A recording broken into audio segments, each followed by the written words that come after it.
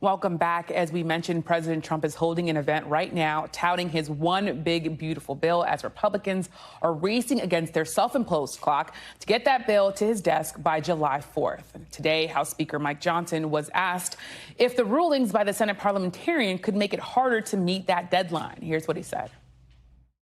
Well, it doesn't make it easier, but you know me, hope springs eternal, and we're going to work around the clock and try to meet that deadline. Are you frustrated that they haven't heeded that warning to keep it the same? It seems like they really tried to do a lot. You know me, I don't get frustrated. I just play whatever cards I'm dealt. And joining me now is Republican from Texas, Congressman Tony Gonzales. Thank you so much, Congressman, for being here. As you know, the Senate Parliamentarian rejected the Medicaid cuts in the Senate bill. You've been outspoken about the need to protect Medicaid beyond waste, fraud, and abuse. So do you agree with this decision by the parliamentarian? You know, I don't know that I respect the parliamentary's decision. I don't always agree with what the outcome is, but I think she does a very good job of looking at it through a lens of how do you get that solved. The important thing is I think the president has been very clear. President Trump has been very clear that he was going to protect Medicaid. I think that I've been very clear it's important we protect Medicaid. So I'm eager to see the final result of this bill, but we absolutely should be making sure that our most vulnerable and our seniors are protected. We do not pull the rug out from underneath them midstream. Yeah. I want to also ask you about something your colleague in the House said, Congressman Greg Steube. He posted this on Twitter, on X. He said, "It is time for our elected leaders to take back control. Vice President J.D. Vance should overrule the parliamentarian and let the will of the people, not some staffer hiding behind Senate procedure, determine the future of this country." I wonder, do you agree with that? Do you actually think that Vice President Vance, or maybe even Senator Thune, if he can do that, that they have the authority to overrule the Senate parliamentarian? I don't know the legalities in it, but I do know that it's a dangerous precedent because there have been times when the parliamentarian has ruled against Democrat priorities, right? And they were furious and they were asking for the parliamentarian to kind of be kicked out. We all do that. But at the end of the day, I think we need to have, as best as possible, not have a political voice in there. This place is already partisan enough. Everybody wants, of course, their priorities to get over the finish line. I think it's very important that we have, as best as possible, a nonpartisan, non-biased individual that is looking at it through the lens of, what is the legalities in it. Would you want to see her overruled? I mean, in this case, it depends. I mean, like I said, if it's in my favor, then no, I don't want to see it. If it's not in my favor, of course I want to see it overruled. So in this case, would you want to see the Senate parliamentarian overruled on this case when it comes to Medicaid cuts?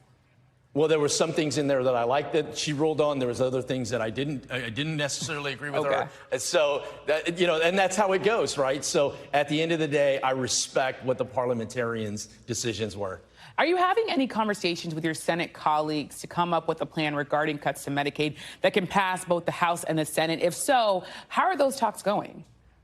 I'd say I had a lot of conversations ahead of us sending the bill over to the Senate. They're pretty busy at the moment with a lot of different things. But ahead of us sending our bill over, I had lots of conversations with my Senate colleagues on areas that I thought were important to them, important to us, because at the end of the day, they get a bite at the apple. They get to make some changes to it. And I want to make sure that once again, that final product that comes and gets delivered, and it gets delivered to the president's desk, which I think it should be soon. The sooner we can get it delivered to the president's desk, the safer the country is. I think that is what I'm looking for, is to make sure we don't pull the rug out from underneath people for Medicaid. We do double down on security for securing our border and tackling some of these other very important measures. And if the Senate, and if the Senate, in its bite at the apple, as you said, makes deeper cuts to Medicaid than the House version, can you support that? I'd have to look at it, but probably not. I mean, that's where. You know what? I don't think the president. More importantly, what Tony Gonzales thinks. I don't think the president of the United States would support that because he's been very advocate. He's been very vocal on making sure that Medicaid was protected, and we didn't, cut. Once again, people that are lawfully, legally receiving these benefits, and I think that's where we need to focus on. Do you think that you want to see the president, or he should be working the phones more, pushing lawmakers to get this across the finish line?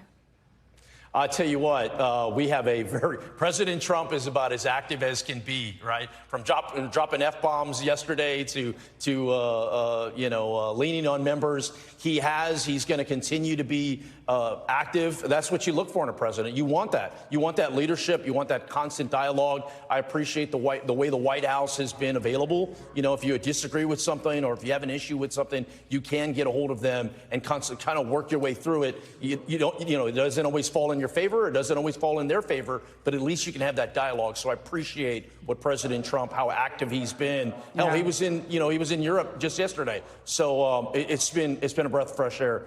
I want to also ask you about the issue of immigration. Earlier this month, you wrote a letter to the head of ICE urging the Trump administration to prioritize deportations of violent offenders and convicted criminals. Now, according to new data obtained by NBC News from October through May, the Trump administration detained only 6% of undocumented immigrants known to ICE to have been convicted of homicide, and only 11% of those known to ICE to have been convicted of sexual assault. What do you make of those numbers? Yeah, look, I trust NBC as much as the next person, but I'm waiting for official numbers from DHS. I got official numbers last year from the Biden administration. Part of our job here in Congress is to have oversight and get those official numbers out to the public. It's very important that our government is transparent. You don't always agree with it, good, bad, ugly, but the numbers are telling. So if indeed those numbers are in fact turn out to be true, it is troubling because to me, this is a matter of national security. We need to absolutely focus on prioritizing the convicted criminals, which, oh, by the way, there's over 600,000. If we're truly going to keep Americans safe, that's where our focus needs to be. If you get pulled in other directions, you're not going to accomplish that, and you're not going to make America any more safe than it is now. You called it troubling if these numbers, as you said, are accurate. Are you then pleased with the idea that ICE may be detaining or even deporting these people? What would you say is your feelings of how ICE, who ICE is targeting in this way?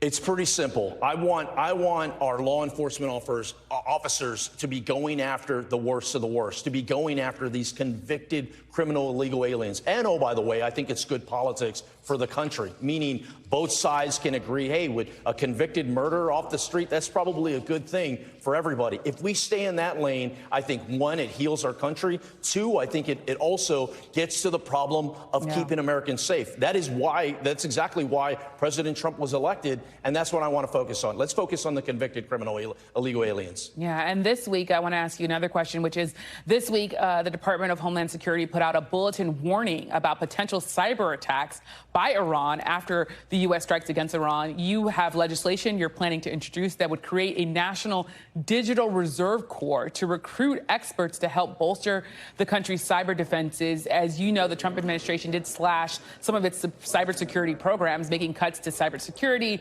and to CISA in particular. I wonder, and there was also, of course, a number of employees that were placed on leave that were part of that cybersecurity infrastructure. Is your proposal, you think, going to be enough to fill that gap? I think the Digital Reserve Corps, I spent 20 years in the military as a Navy cryptologist, top secret clearance in a skiff. These cyber attacks, they're happening at a daily basis, and these threats are very real. And once again, as the federal government shrinks or is less available, what happens to your town? If you're in New York or if you're in L.A. or if you're in San Antonio, wherever it is, what happens when your power gets turned on? We can't be waiting on the federal government to help turn us on, turn the lights back on. My idea is we already have our resources in our local community. Our local community has these cyber experts. We need to be able to federalize them for a short period of time. This is a very real threat. We can't wait till it already gets here. We have to get ahead of the problem. Well, thank you so much, Congressman Gonzales. We really appreciate you coming on. We thank you for watching. And remember, stay updated on breaking news and top stories on the NBC News app or watch live on our YouTube channel.